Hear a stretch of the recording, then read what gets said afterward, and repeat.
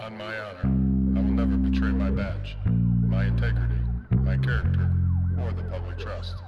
I will always have the courage to hold myself and others accountable for their actions. I will always uphold the Constitution, the community, and the agency I serve. Well, Rob, welcome to the show. Thanks, Wayne. I appreciate you having me. Yeah, I'm glad we were able to connect. I really heard some great things about what you were doing, and I'm glad we've had this opportunity to kind of sit down and talk. Yeah, we're kind of a newly budding nonprofit, and we're always excited to discuss our mission and plan. So I appreciate you having us here on the interview room. Absolutely. Let me just start. There's some basic questions that I kind of like to ask everybody. They're kind of fun, but let me just start with some of those break the ice questions, and then we'll get into kind of your mission and what you got going on. Are you coffee or tea? Got to go with coffee, man. There's probably like one or two people that drink tea at the station, and we don't really talk to those people. Yeah, exactly. I'm with you there. In fact, my love for coffee may be getting to what they call an addiction level. Yeah. No. It's just what fuels the fire right there. Any favorite type of coffee? Doesn't have to be a brand, but Yeah, I mean, just like beer, I like free coffee. So that's probably my favorite. But Black Rifle is really good. It makes some good stuff. And there's a local company in Kansas City called Roastery Coffee. That's pretty good as well. Okay, very good. Yeah, I like what I find with those questions is I always get completely different answers. You would think that would be universal, but it doesn't seem to be. Where's your favorite place to have that drink coffee? Favorite place to have that drink of coffee, I would say probably on the beach watching the sets roll in, like just before a morning session. Like if I could just drink coffee in one place the rest of my life, that's a good pick. Absolutely. And we're going to get more into that since that's actually the focus of this conversation. Do you have a best or worst travel story? Gosh. I would say probably the best travel story I ever had was when I was 25, 26.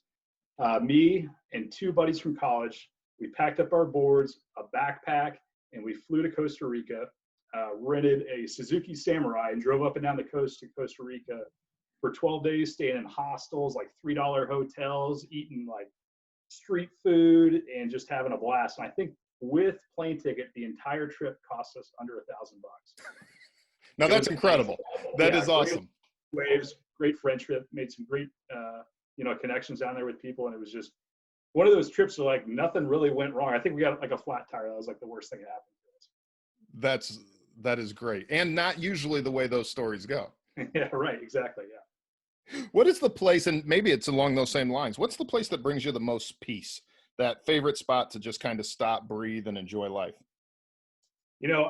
For me, it's in the lineup. And so to describe the lineup to people that don't surf that's basically kind of like where you sit on your board and wait for the sets to come in. So it's weird because even if that lineup is crowded, really nobody's having a whole lot of conversation. You might have like a brief word or like a head nod to somebody that you recognize, but it's almost like faux pas to be out there and be conversational. And you'll find people getting annoyed at those people that are trying to talk to you while they're out there in the lineup. So it's almost like maybe a golf setting to where it's like, don't talk. You can, hey, good wave or whatever, but nothing like, we don't want to hear your, how your day went necessarily. That's kind of a place to be mindful and at peace. Right. Yeah. And the decompression that comes with that, which we'll get more into because that's exactly the mission of what you're doing. So let me just start with broad strokes. Maybe just tell us a little bit about your journey, who you are, where you came from, what you've done, and so forth. Yeah, so I'm a Navy brat. My name's Rob Sanderson. I've grown up on the coast most of my life. I lived in Florida, Hawaii, California, Virginia, Texas, Alabama, Mississippi, and now Kansas City, middle of the country. So I'm not shy. I had to make friends. Went to like 9 different schools growing up. Originally thought I was going to be in the Marine Corps. I thought I was going to be a pilot just like my old man, and had a career change about right about the time I graduated college, and I joined a program. I don't know if you ever heard of the Police Corps. They were big in the South in the early 2000s. No, I havened. I haven't personally. Some of my listeners probably have, but I haven't. Yeah, it is like a nationally funded police academy. They had one in Florida, one in Texas, kind of all over. I think 28 different academies. So I joined, actually went to the Mississippi Police Corps Police Academy in September 2002, graduated there, and I worked for a sheriff's department along the Gulf Coast of Mississippi. And I was down there almost 4 years when Katrina hit. I was patrol, FTO, I was on the SWAT team, had a lot of fun. It was a great place to kind of cut your teeth as a cop because, you had that myriad of action, but also kind of a different level of socioeconomic status. So you didn't kind of just get used to dealing with one population. And after Katrina hit, we worked 48 days straight of 16-hour shifts and then 12-hour shifts, 5 days a week for like 6 months. And you can imagine like the cumulative stress that caused a lot of guys. I was fortunate because I didn't have a family. I was just kind of looking out for myself. So after about 9 months after Katrina, we met several different agencies from all over the nation came to help us out. The agency I work for now in the Kansas City area actually recruited me from the disaster recovery mission, and I came up about 9 months after Katrina. And I've been up here since 2006. Okay. What kind of, you mentioned patrol, FTO, SWAT. Have you had any supervisory type roles throughout your career? Or? Yeah, so once I came up here, I was in patrol.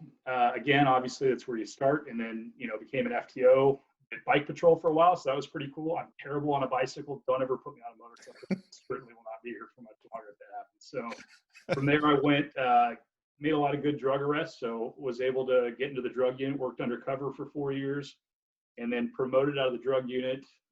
Actually recycled back to patrol so that I could promoted to sergeant, patrol sergeant for about 4 years. And then last year I transferred into staff services. I'm now the sergeant over records and properties. I supervise about 12 to 13 civilians, and they take care of me. And life is really good. Starting to add years to my life, I feel like. So yeah, it's been a real benefit. When we were talking before, God bless you on that, because it's a great role, but it's also a very stressful role when dealing with the civilian side of the house sometimes. Yeah, no, it is. And like I said, the civilian employees that work for me, they take great care of me. All I do is I try to look out for them, and man, they work hard, and that's all I can ask for. So, it really has been a blessing. I know for most of my career, I was like, I'm never going to do that. That's not even like a real cop down. But I tell you what, if you ever get the opportunity to work that side of the house, it really is a blessing. Yeah. And it's funny, you're not the first person to tell me that. And it's funny how that perspective changes for people, because you're right. Early on in our careers, we're like, I would never do that. I don't want to go to that, push a desk or, just do paper all the time. And then that opportunity comes and you get into that position and you find out, well, this 8 to 5 or whatever the schedule is, it's a little better for family life and everything else. Absolutely. Yeah. Do you, just a curiosity question, having had supervisor roles, and I know, so this is thought that comes to me as you were kind of telling your story, and you talked about going through that hurricane and working the 48-hour days and the 16 hours a day straight. And one of the comments that I hear so often, because being in Florida, we deal with these hurricanes quite often, or at least the threat of them quite often. And then fortunately, They usually go to the Gulf Coast, which I feel bad for them, but I'm usually thankful being in the Central Florida area that they're not coming to Central Florida. That being said, that one of the comments you hear a lot of guys say is, oh, well, but I love all the overtime, but think of the paycheck I got. That's not very realistic.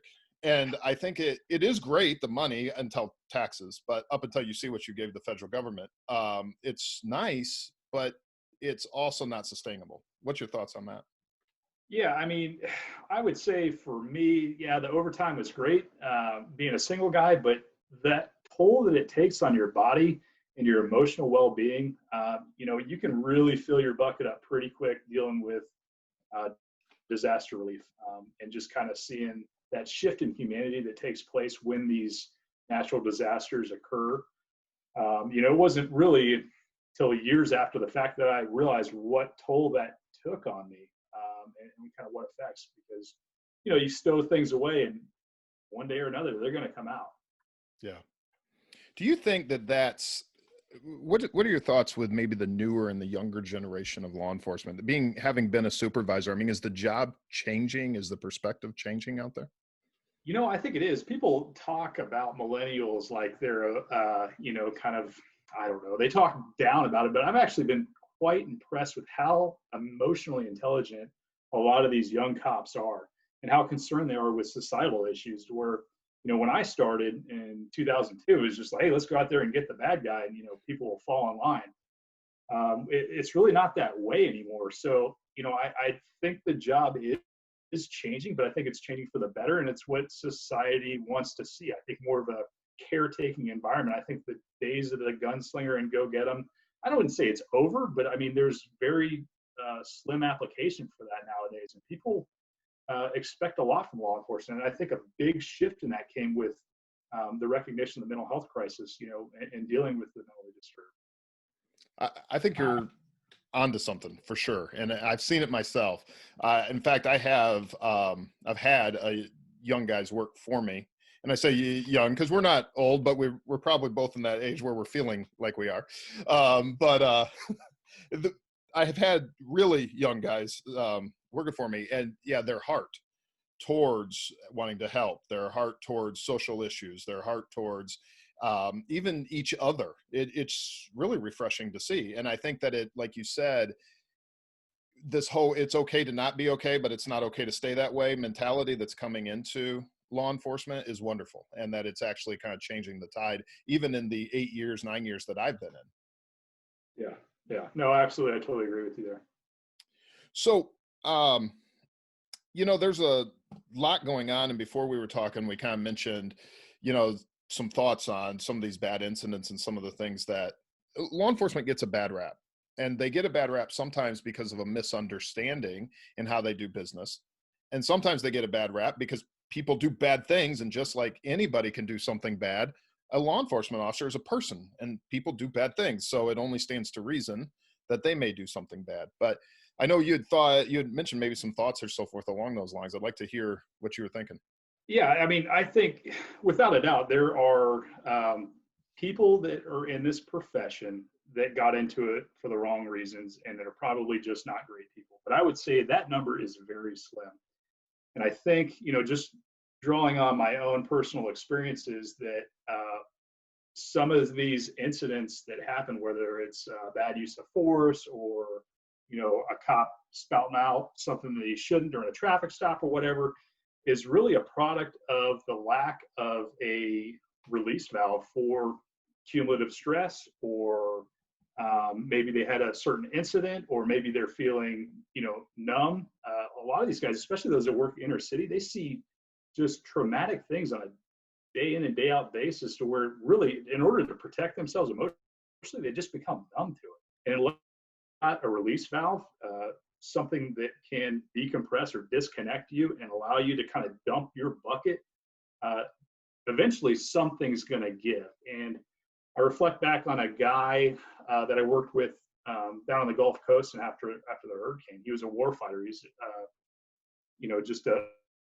decorated military hero, been through a lot of stuff, and he lost his house. And I remember he asked for a day off, and they brought us in front of the commander at that time, the patrol commander. And the sergeant said, hey, so-and-so would like a day off. And basically he just wanted to pick through his rubbish pile to pick up some of his military stuff. And the commander said, basically, you know what? If they don't like it, then effing McDonald's is hiring. So, I mean, things like that escalated him to the point to where, he was really kind of on the edge. And I think that unless you can decompress and find positive ways to do that, eventually that cumulative stress and that amount of trauma that you may experience may translate into that bad incident, to where they just, not that they can't help it, but just that maybe they just had enough, Yeah. And it happens to all of us. And I think that if we don't, and what I mean by what happens to all of us is the cumulative stress part. This is going to traumas, the secondary trauma, the tertiary trauma that can come from going to an incident. Because it's one thing for seeing a scene, and most of us are trained to the point that seeing a bad scene, be it maybe the death of a child or the death, some of the things I've talked about on other parts of my program, that's one thing. And that's actually one thing that most of us are pretty good about being professional about. So it maybe over the years, there's a cumulative buildup. But what I've seen a lot of times is often dealing with, for instance, I had a suicide investigation once. The suicide was one thing, and over the years, absolutely, I'm sure there's some built up trauma from going to that. But dealing with dad of the suicide victim moments after the loss of his son, that's the part that will be with me forever. And if we don't find a way to get a release from that secondary, tertiary type trauma, we can have catastrophic effects. Yeah, you're absolutely right. I'm glad that you pointed that out, that people that maybe aren't law enforcement, when you make that death notification, or you're standing with the mother of a victim or what have you, or that actually has effect, because police officers, like you said, they're human beings, and that does have an effect. That secondary trauma is real, and I know and I feel exactly what you just described. And I don't know that I'd ever really recognized that until you mentioned it. Yeah, I know for me personally, and I think sometimes doing the things that we do, obviously, what you're trying to help others, which we're going to get into, the awesome organization that you've founded and that you're running.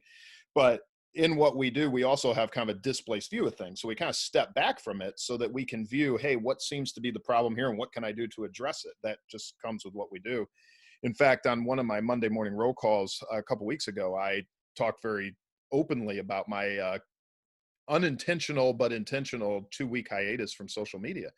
But it's just because right now, even with the media, if you're constantly in that world and constantly, because there's a news component to what I'm trying to do, and if you're constantly reading these stories and looking at it from across the nation and across the world, you will absolutely drive yourself crazy.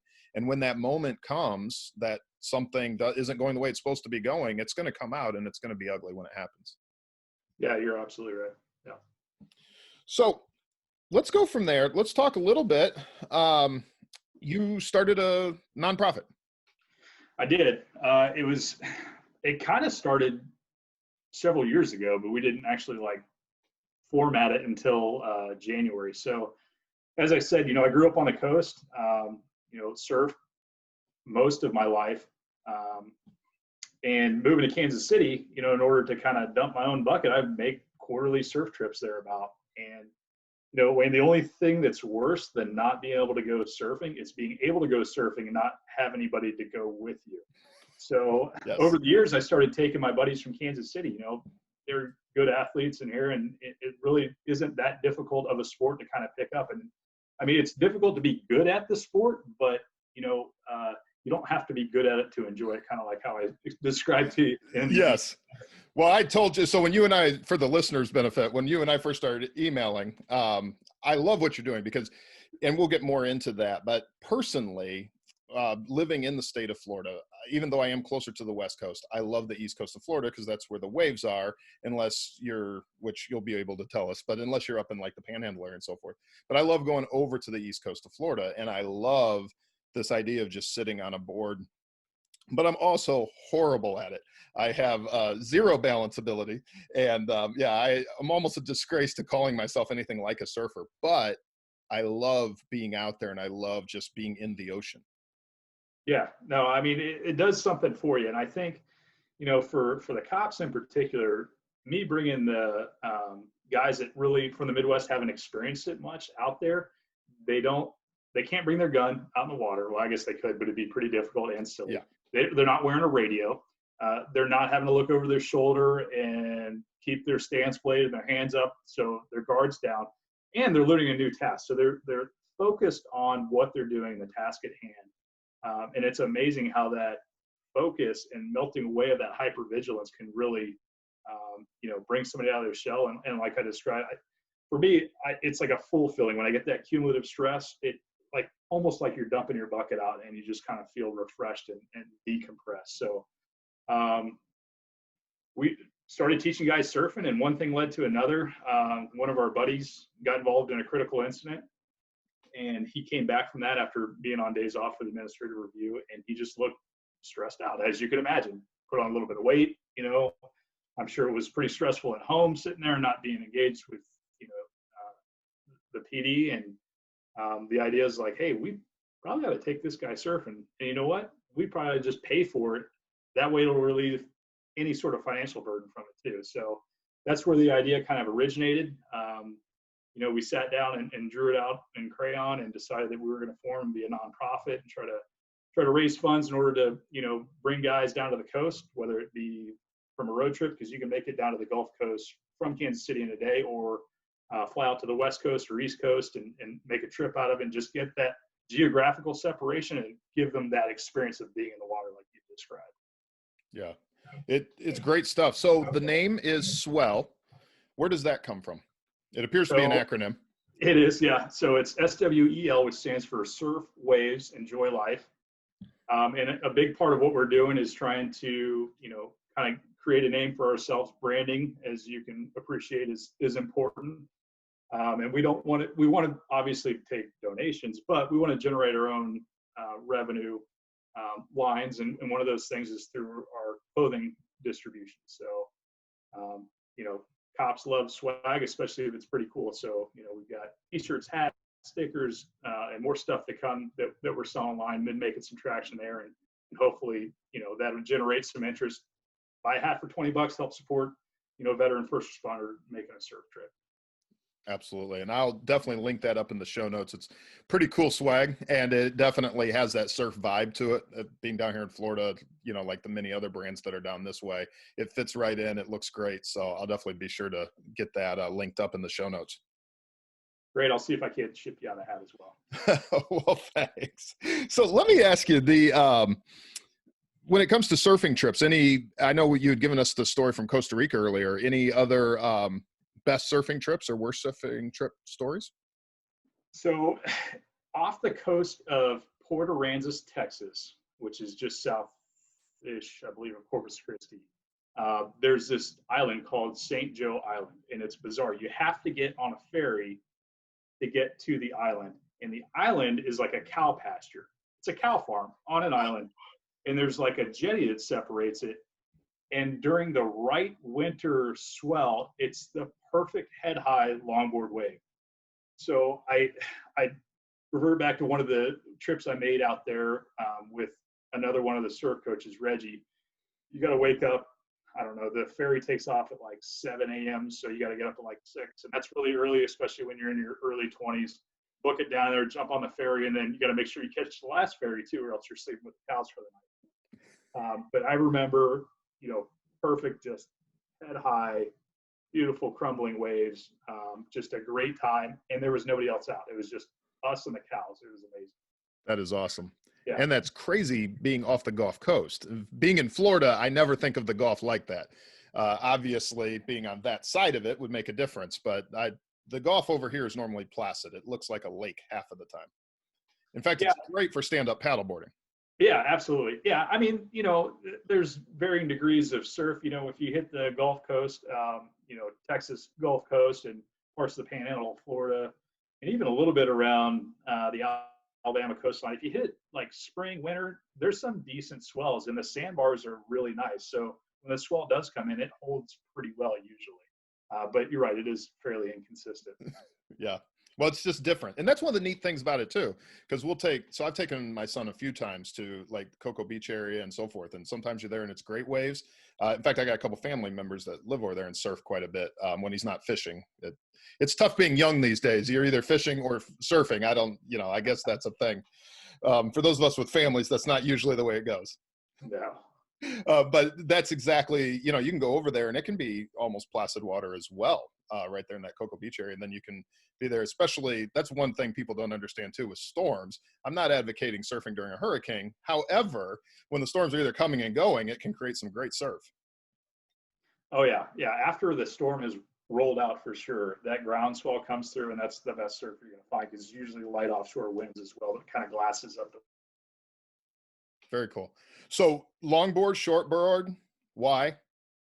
Longboard guy, because I just like the look of that classic kind of feel of walking up and down the board and kind of carving the wave, and just, I don't know, it's more fluid for me. Shortboarding is definitely more difficult, especially if you're going to go to the Gulf.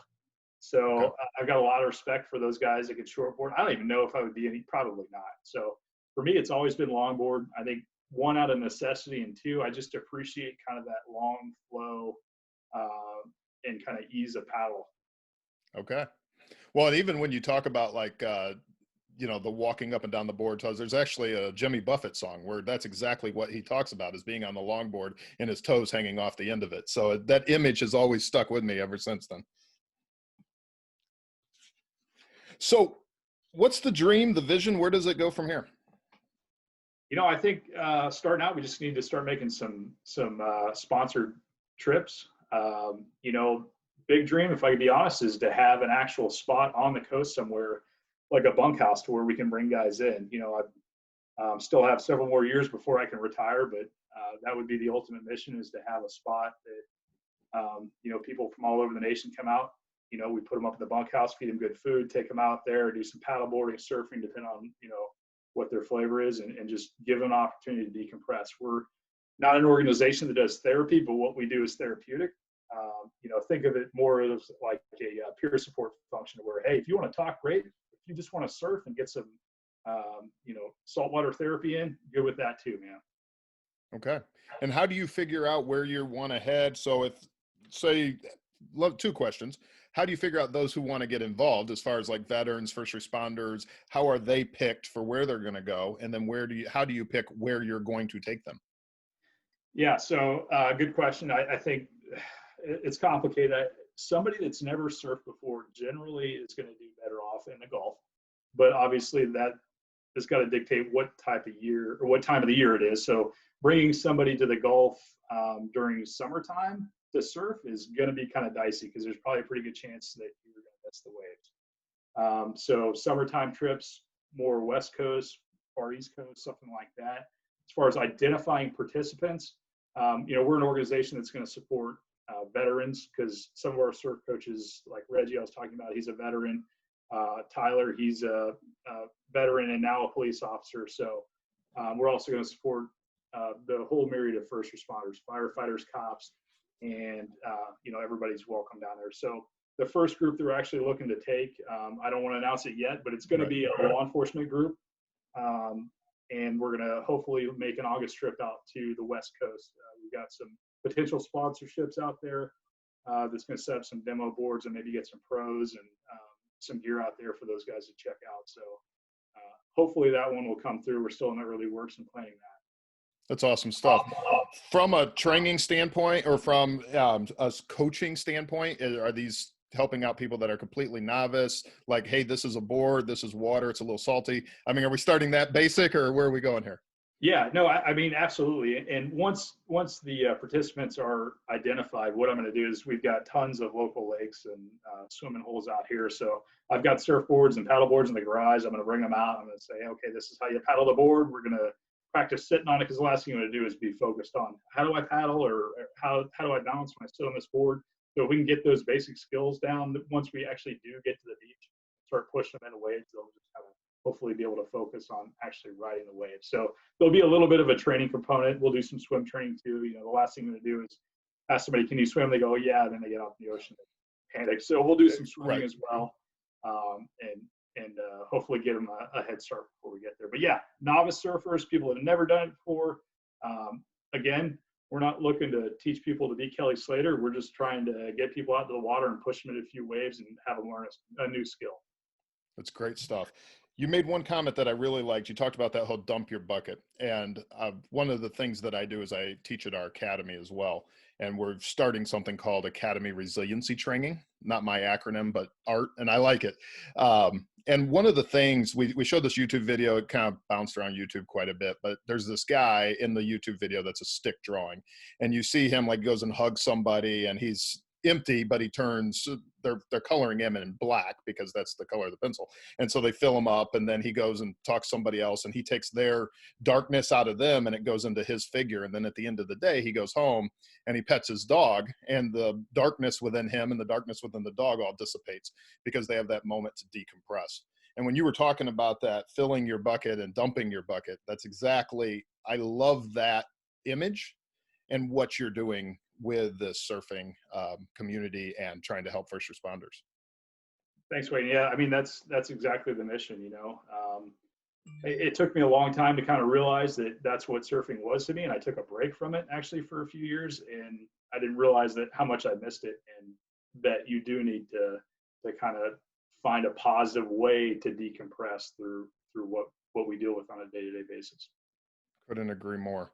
Well, kind of as a final wrap-up question that I ask everybody is, what is the one takeaway, the one thing that law enforcement officers can do that's going to make a difference in their personal lives? Kind of that one thing that, and it could be different than maybe what we've talked about, but just boiling it down, the heart of the matter, what's that one thing? You know, I think as police officers, what we are men and women of service. And I think if you can find a meaningful way to live your life to where it's in service of somebody other than yourself, regardless of what's going on at work or in your personal life, if you can be that conduit of hope or service for another human, that's going to carry you through. And as a service man or woman, that's really what we strive to do. And I think it'll keep your candle lit for a long time. I love that, Rob. That's so very true. And as we've said time and time again, it's really about others. How can people connect with you? So right now we are on Facebook at the Swell, SWEL. You can also follow our Instagram page. It's hashtag the Swell Mission, SWEL.